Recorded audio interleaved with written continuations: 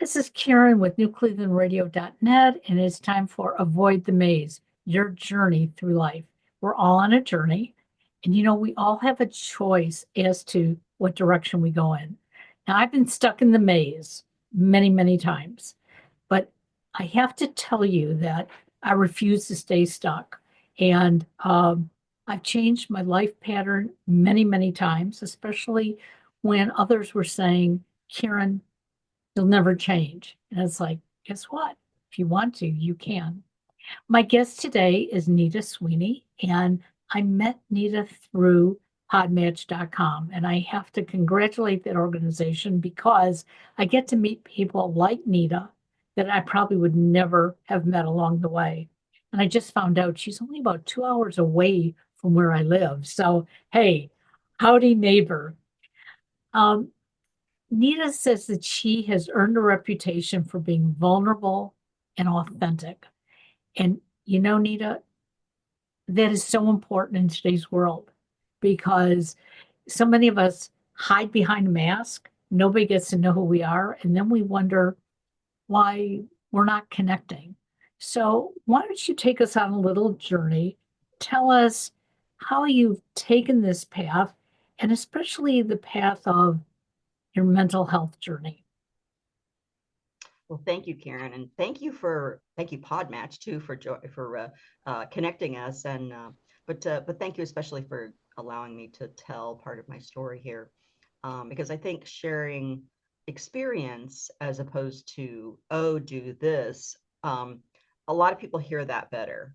They hear oh this person did that, maybe I'll try that, because that's really where my story changed. So I have been probably chronically depressed a lot of my life. Even as a child, I was kind of melancholic, one of those kids. And, but I was able to manage for a long time. I got through college, I got through law school, I became a partner in a tiny little firm. I'm in Central Ohio, and it was in Dublin, Ohio. I'm in Upper Arlington, but it was a tiny little firm in Dublin, Ohio. And we did great work for about they've done great work a long time, but I did good work for about maybe 8 years, and then the wheels started to really fall off, and I didn't have any kind of mental health care. I had all the physical health care you could want, and this was in the early 90s, and so a lot of the medicines, some of the therapy, the things that now are pretty baseline mental health care we're still being questioned, or we're just not as available, or I didn't know about it all, and it just didn't occur to me to go to a therapist or to really get that kind of help. And so I had a major depressive episode, and then I spent the next many years. I don't know. I can't do math this morning. I'm a little tired. That's okay. Um, but rolling on and off different medications, going to different therapies, and trying to figure out how to navigate this thing now that it felt as if my life was irrevocably broken, which it wasn't, but that's what it felt like. Sure. And I tried, we went on great adventures. My husband is wonderful, and we always talk about adventures with Ed. And we went on this great adventure to Taos, New Mexico, lived there for 3 years, and then moved back. And, there were just lots of things that we did. I did, especially to try to, I don't know, just bring myself back to what felt like ground zero. And I would get up for a while, um, and then just go back under. And what happened was I want to say it was sometime in the early 2000s, I got with a psychiatrist who realized I was actually bipolar 2. Because if you're depressed, a lot of meds work that don't work if you're bipolar 2, Right. and types of therapy also don't work. And so and all this time I was doing the other things, which I'm going to talk about more, but I was not just never able to kind of get back to ground zero. And so they took me off of the meds that were actually making me hypomanic and having all these, you know, kind of acting out behaviors that were creating havoc. And then, and that helped stabilize me. So that got me to a place where I was able to go back to school to study creative writing and start to actually get some magazine articles published, do a few things. And then in 2007, we had what I call the year where everyone died. And 7 different people and a cat all died. Not my cat, but a cat I loved.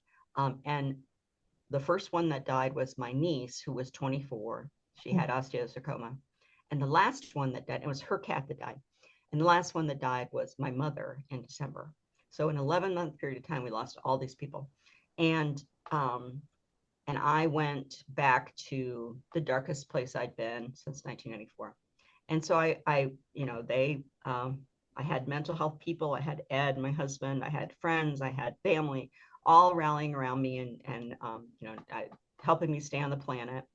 I did not need to be hospitalized, although that is not always ever a bad idea. Yeah.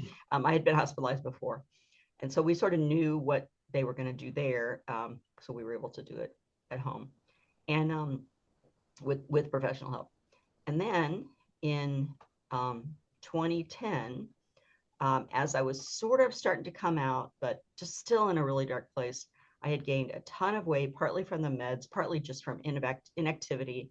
I felt so kind of lost. You talk about the maze.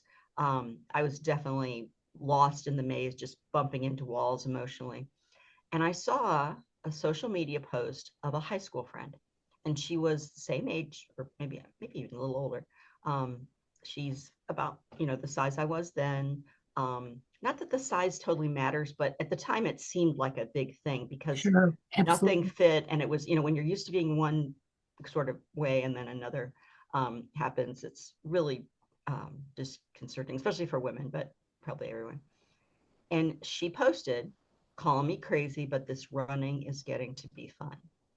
And I thought that was the single most ridiculous thing I had ever heard. Maybe we should do a wellness check on her. I mean, I really thought. But I watched. I cheered her on. Type.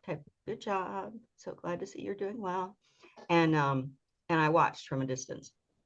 And over time, she just did seem to be having fun. She was doing a little interval training program. It's called Couch to 5K, which people can Google. And it was real simple. And so finally, one day I got brave because I thought, okay, this is one thing I haven't tried. I had done a lot of other types of exercise things, but I Sure. hadn't tried running. I hadn't tried, that kind of intense exercise. And the plan said 60 seconds of jogging. And I always think that is key because I thought, okay, 60 seconds, that's not that long. And jogging doesn't sound as intimidating as running. Running. I swear if it had said running, I probably would have just, slammed the laptop shut. And I didn't do it right away. It took me a little while to keep watching her and go back to the plan and look. And then finally, one day, pretty sure it was a Wednesday. I don't know why I didn't mark it on my date book, which always makes me sad. But my husband was at work. The neighbors here in our suburb were probably not at home.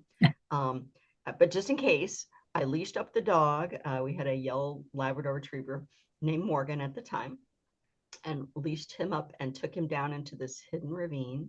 And I carried a digital timer, one of those little kitchen timers, Yep. because I didn't have a watch. I didn't have a watch now, but I didn't have a watch then. And jogged for 60 seconds, and I didn't die, which is so ridiculous now. I mean, I think, but that's where my mind was. It just Sure. felt that, and I want to say that when you're in that place, that mind maze, that it could be a physical maze, too, Right. that sometimes it takes something really that seems jarring to get you back on the path. And it wasn't jarring at all. It wasn't. I mean, it was jarring in the sense that I did it, but it was, oh, okay. And then you walk for a little while, and then you jog for a little more. It's an interval plan. And so I kept doing that. And I didn't tell anybody for a while. I was afraid that, I said to myself, I don't want anybody discouraging me. Not that anybody in my Sure. life would have discouraged me. But it was me that I didn't want. It was me that I was keeping all the secrets from. And then eventually I told my husband, And then I told my sister, who is the mother of the niece who had died. It was her only child who had died of cancer. And she was involved in a group that does raises money for cancer research. And there was a 5K. She says, "Oh my God, there's this 5K coming up." And I went, "Oh, no, no, no, no, no, no. I am a private runner. I run down in the ravine where no one can see me." And then I had to kind of get over myself and remember my niece and the pain she went through, and the grief of her being gone. And I went, "Okay, I'll try this." And I showed up and was so surprised. There were people much older than me, much larger than me, in, cotton sweatpants. I mean, all the things you hear as a Sure. runner, you hear cotton kills and all this. There were people in everything, all shapes, sizes, races, genders, everything. Just, and then there were the really fast runners that you expect to see, the type, the Boston marathoner types, but people with strollers, people with dogs. It was a party. It was just a party of people moving their bodies. And I fell in love with the running community. I really did. And then later I joined a group, and that really solidified the love, because now I have this kind of extended family among the Sure. runners and walkers. And things didn't change overnight, but over a period of a couple of years, I eventually began to do longer distances. Because here's the thing, I joined this running group, not really, I mean, I knew, I thought about maybe a half marathon distance, because I heard that was, had the word marathon in it, and all that kind of thing. But I really didn't think that much about it. And and I like to say, it's not original, but when you hang around in a barbershop, eventually you're going to get a haircut. Right. And so, you go from half marathon to marathon, and then suddenly these people are doing ultra marathons where they're doing, 31 miles. And I had done the shorter distances, and so now I've done 3 of those, and so I can call myself an ultra marathoner. We don't do the mountains. I don't do you see if you've ever seen any of the ultra marathons that are ever advertised on television and Sure. things, they're often portrayed as quite gruesome. And it's hard. It's really hard, because you're out there if you're slow as me, you're out there for a long time, and you're challenged against your own mind. But yeah, so that's how I got that moniker. And then I'll just say one more thing, and then I actually will stop so you can ask Oh, that's questions. okay. Sorry. You're Yeah, I just fine. get once you get me rolling, that's it. I am still bipolar too, and so a little hypomanic sometimes. But the thing that we did not expect, and especially my psychiatrist did not see coming, was that I started having the side effects of people who are on too much medication. And so I was able to go from, I think at one time I had been on 6 medications, and we would roll me off of them, and, because the side effects would get bad. And I got off of, I think 3 of them. And now I'm only on one very tiny dose of one medication. And that made a huge difference also. The psychiatrist believes it is the running. She said that the physical activity, but also combined with the community and the achievement. So it's sort of a three-pronged approach, just the Sure. activity, because there's more than just the neurotransmitter kind of thing that happens when you exercise. And she really believes that was it. And as a result of that, I don't have the side effects of a lot of the meds, and I can write longer things, because I had been trying to write. I have a ton of different books that I had wanted to write, and I wasn't able to finish them. I didn't have the stamina. I didn't have the focus. I didn't have the cognitive, like the logical, this goes with this, and kind of brain ability that I needed. And that changed. And so I was able to actually publish my first book decades after I had hoped to. And that led me, into other paths. So yeah, that's kind of the running and mental health story. This whole time I'd been a meditator, which we could talk about too. And I think that the fact that I had that baseline made a difference for me, that it might not be quite as huge of a difference for other people because I always had that baseline of meditation going on too. But the running is that was just the rocket fuel that really kind of changed everything. Sure.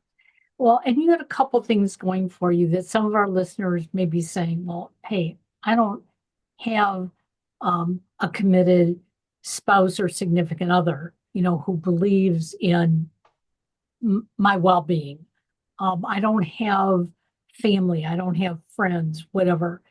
And, I used to believe I have a phenomenal husband, but sometimes I'll say, hey, I'm going to do this. And he'll look at me like, oh, sure. Um, and Did I so, mention how when I yeah, said we're going to move to Taos, he went, yeah. yeah. Twitch, twitch, yeah. But what I finally learned to do was instead of saying, this is what I'm going to do, is I'm going to try to do this. So I wasn't totally committed outwardly to him. He became supportive because I was going to try something. So there wasn't a huge commitment on his part. And I found because I wasn't being that concrete, I could change how I was doing it. So if the first step made me trip and fall, okay, well, I'm going to go take a different step that's not going to make me trip and fall. But a lot of it comes from inside. It's not as much as the people on the outside. And I'm sure you know that if you're believing in those people on the outside, then you take those steps forward. But if you don't believe they're there for you, it's very hard to take those steps forward because you think they're all judging you. Well, that's why I didn't tell anybody. I mean, that's exactly why I didn't tell anybody. And again, like I said, I think it was my, I do some what they call parts work. And I think that was that really strong inner critic in me that was just scoffing, that was really the voice I was afraid of. But I said, oh, I don't want to disappoint my husband one more time with one more thing, one more fantastic thing I'm going to do that's going to change our lives, or my life especially. But yeah, and the meditation piece for me is that's the inside stuff. Yep. Because if you sit or I actually wrote a book about meditating while you're moving. But if you do any kind of meditative practice, you notice when those thoughts arise and you can notice that they're there and not have to get attached to them and not have to buy into them. You just notice they're like clouds. They come and they do their little dance and they pass away. But sometimes when you have mental illness, it's hard to even do that. And so I think it's for me, it's a balance. I mean, I am very, very grateful to, for the privilege essentially that I have. I mean, I'll just call it, that's what it is. It is a privilege to be in a place where I can do this. I had financial support. I had from when I was an attorney that a lot of people don't have. I had health insurance, which not everybody has. And so I could see a therapist at a still expensive but reduced rate. I could get medication. So yeah, that's all the outside stuff. But for me, it was essential. And I think that but it had to start with me, like me sitting on that sofa looking at the screen.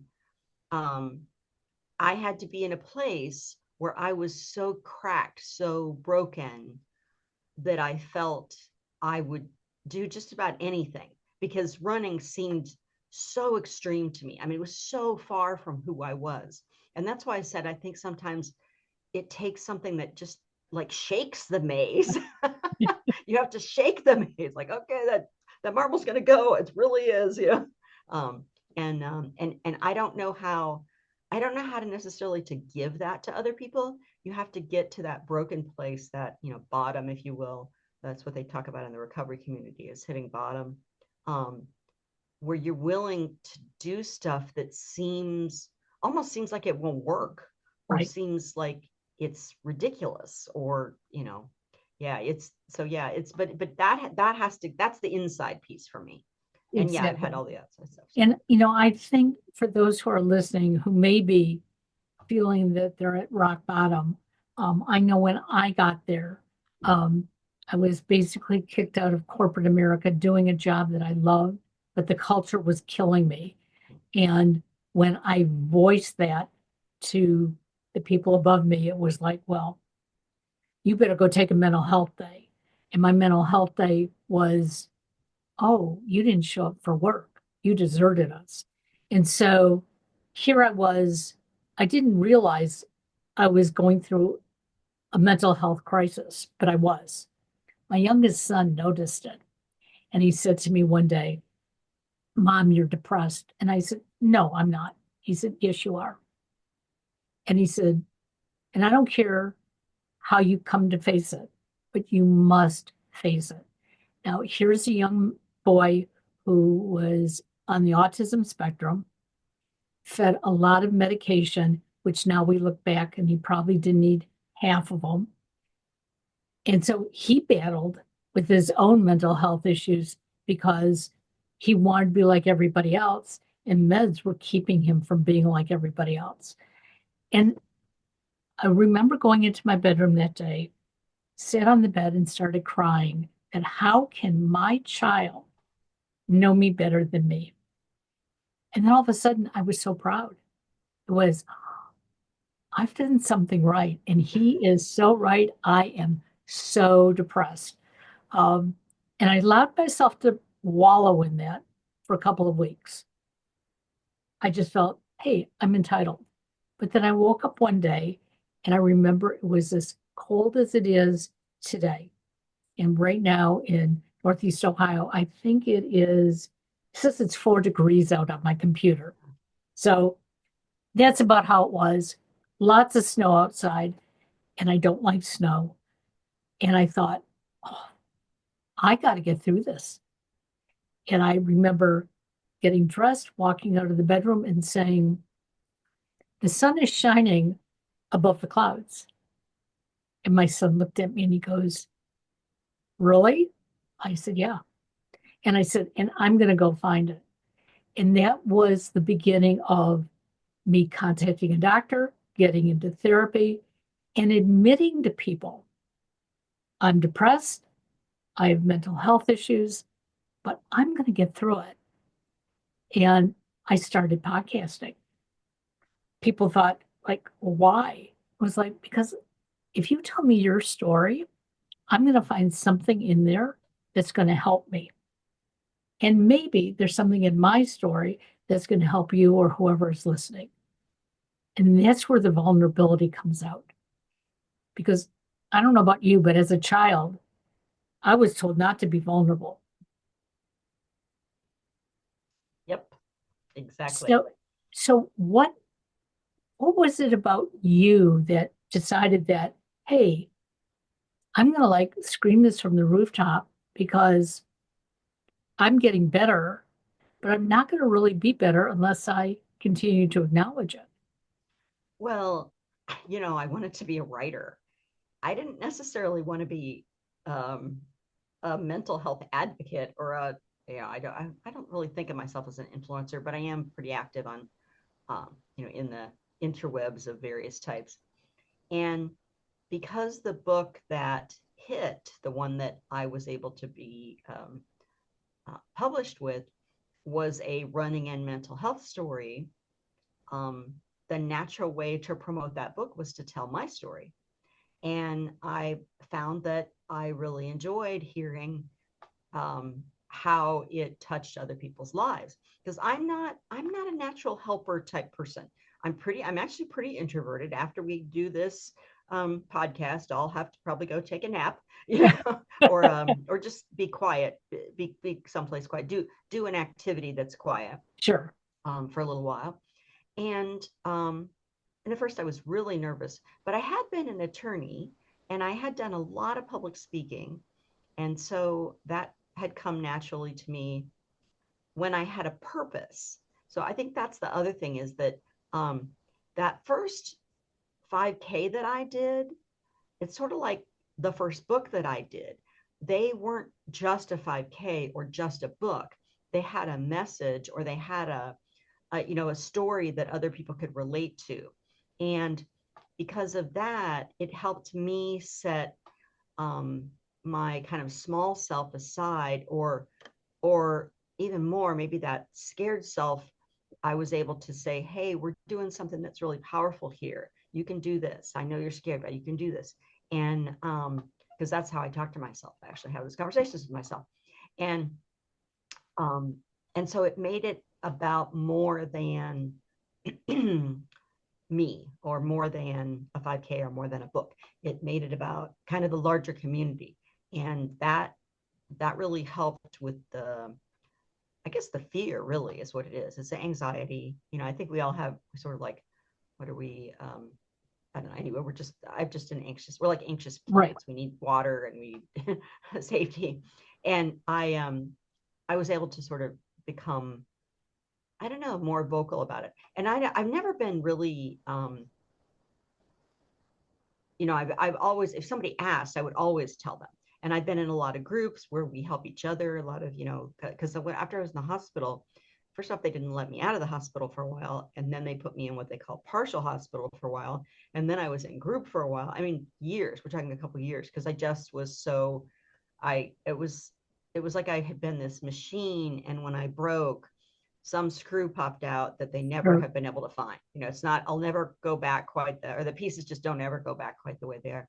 And so for a long time, they were really concerned that I was um, uh, still really stuck. And I probably was, because I don't know, it's, when you kind of fall from, not that, I mean, I hate to say this, because there are a lot of really, really important jobs in this world, and it can be anything.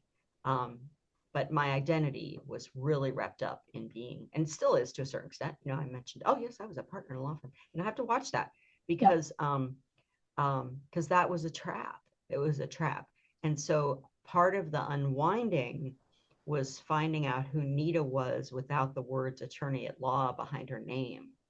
And so, yeah, I don't know. It just took a long time. But what I would see in those groups was the way we helped each other, by hearing exactly what you said when you started the podcast, and when you were just sharing. When I share my story, if somebody hears something they can identify with, um, that's worth a lot of it. I mean, that makes a Absolutely. lot of it, of what you've gone through. It's we become useful, we become helpful, we become and for me, I became things that I'm not naturally. I'm just not. Um, I would not make a good nurse. I would not make a good teacher. I would not make. I mean, I do teaching, but not public school. I just don't have that personality. And so to find ways that I can be helpful, be a teacher, be a mentor, because now I coach, and that's so rewarding when I Absolutely. work with people. Oh my gosh, that's just watch the light come back on in their eyes. That's just, oh my gosh, it's just so powerful. So, interestingly enough, you got into 5K running. I had a friend who said to me, Karen, you can do a 5K. And I do not like to run at all. And she said, then walk it. And I thought, seriously? And she goes, yes. And she said, I'm going to give you this little bit of information how you can start. And so I started walking every day, further and further. Sadly, I had a bad knee, didn't know it, made the knee worse. And just as I was getting ready to do my first 5K, I had to have knee replacement. And then we went into COVID, shut down. And so I stopped walking and running. I was walking to heal my knee, but I wasn't walking for the 5K anymore. And then it dawned on me, I don't have to walk a 5K. I don't have to run a 5K, but I need something for me that's going to stimulate me. And I have a stationary bike, and I devoted myself to riding the stationary bike. Now, I haven't been on it for 4 weeks because I broke my shoulder, and they told me, you're not stable enough to get on and off the bike. I got permission yesterday. I'm finally stable enough. So, but I want people to know it's not necessarily about doing the 5K or be, taking dance lessons or painting your first picture. It's about doing something that makes you feel good. When I ride that bike, I may be sitting there thinking, boy, I've got to go 10 more minutes. I got to go 15 more minutes. And then I'll say to myself, I don't have to do anything. And then all of a sudden, the 10 minutes flies by, the 15-minute flies by.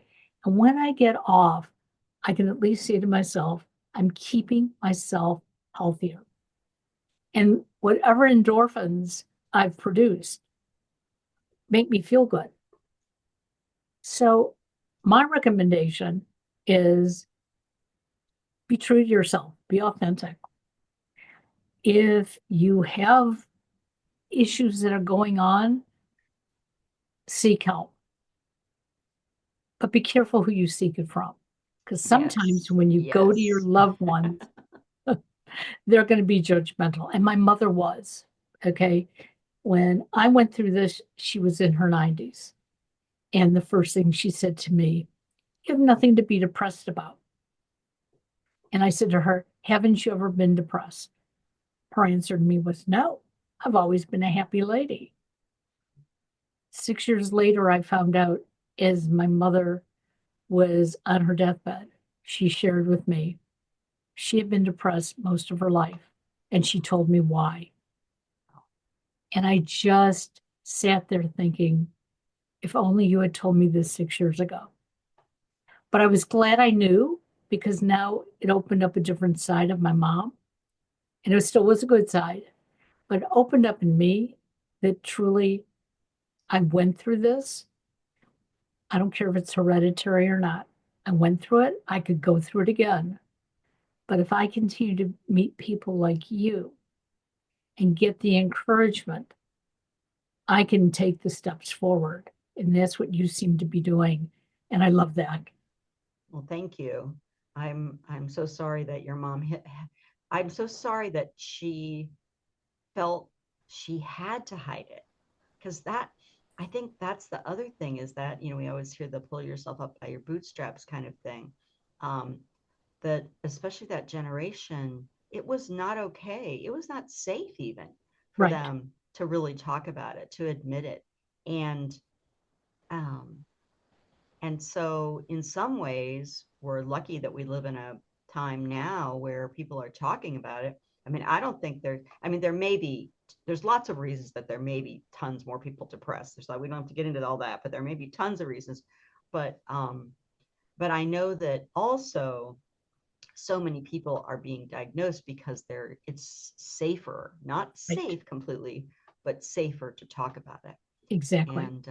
And yeah, and the other thing I want to say though is the mental health issues for me have been very cyclical, and so what I see now as the probably the most important component is gathering tools and putting them in my little toolkit so that if another wave comes, I have them. I know what to Exactly. do.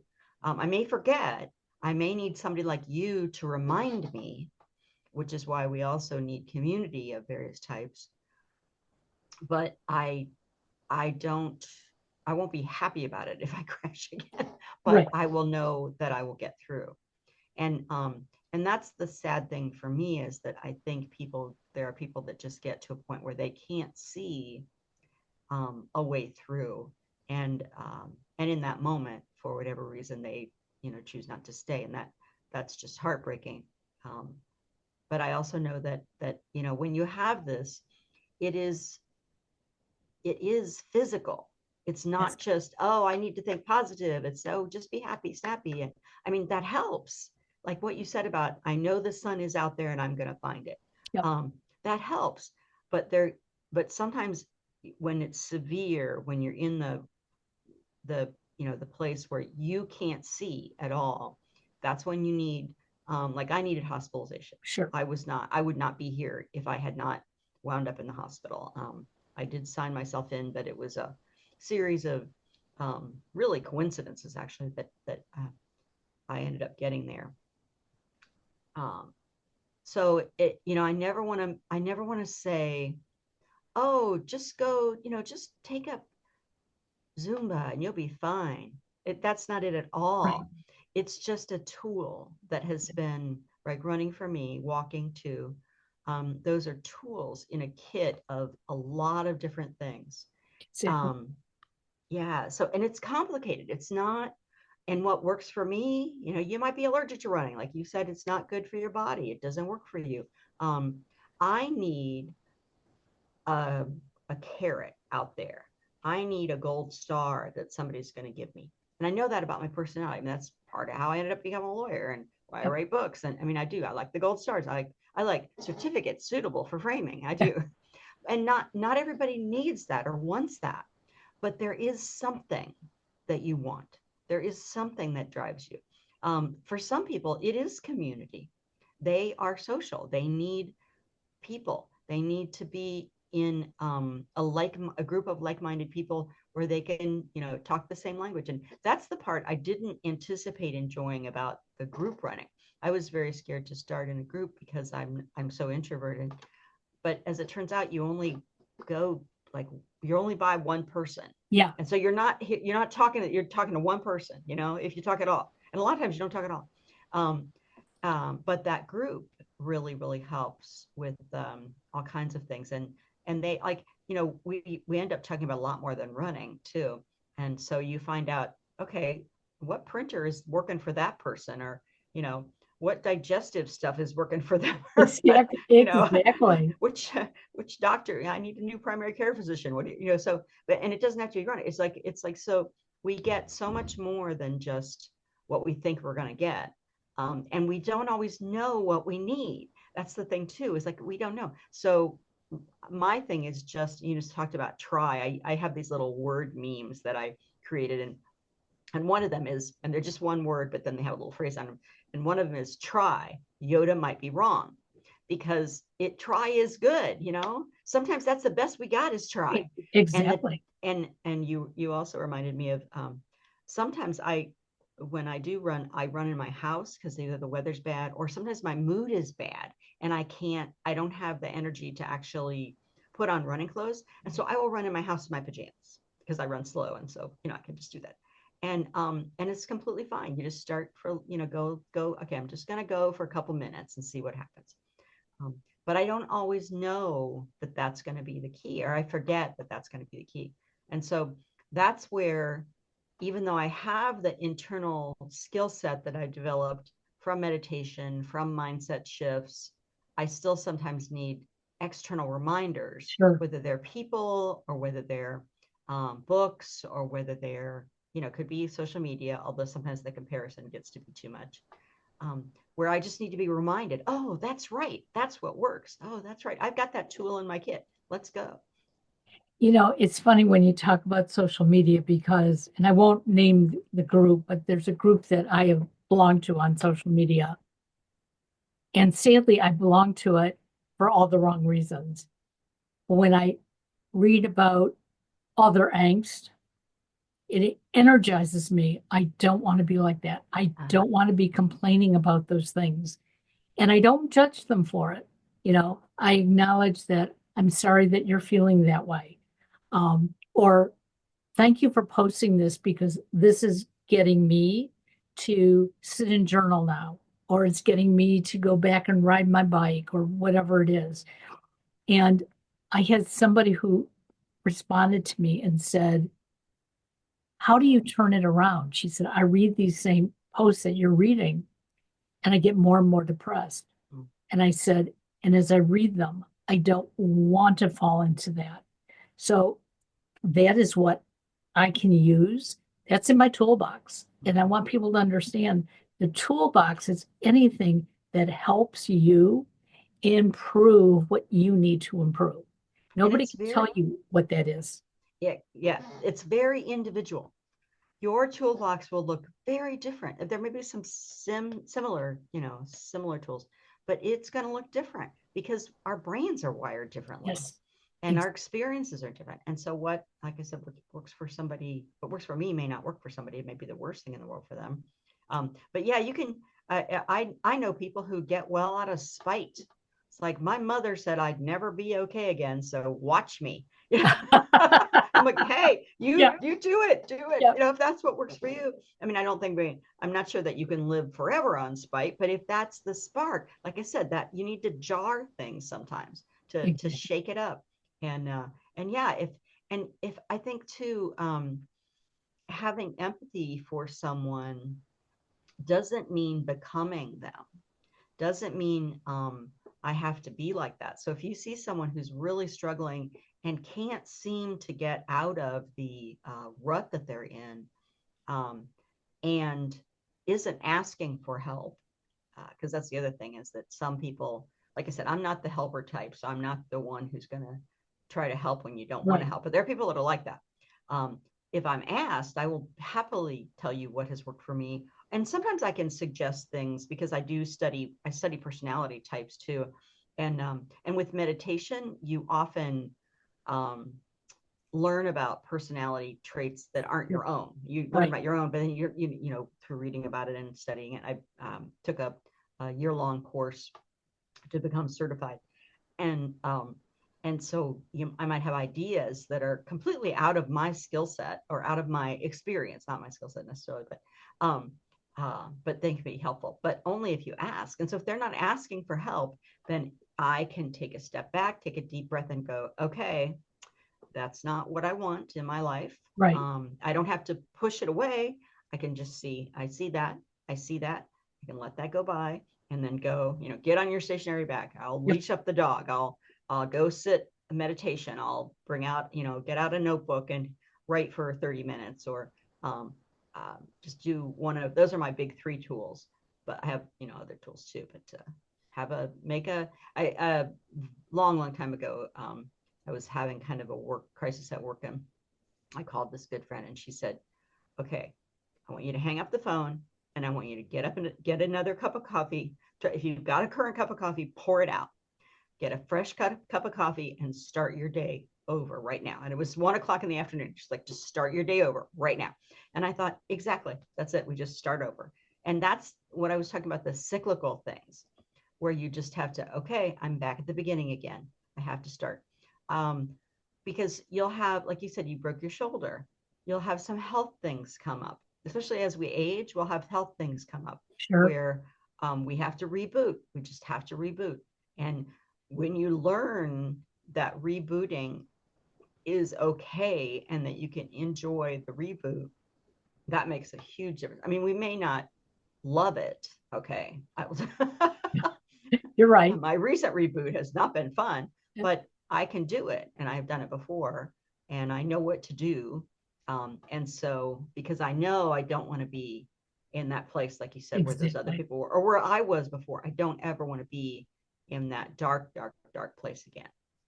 And I know that, we also learn to watch the warning signs. Like your son could see them when you couldn't, which that is often the case. Other people see it first.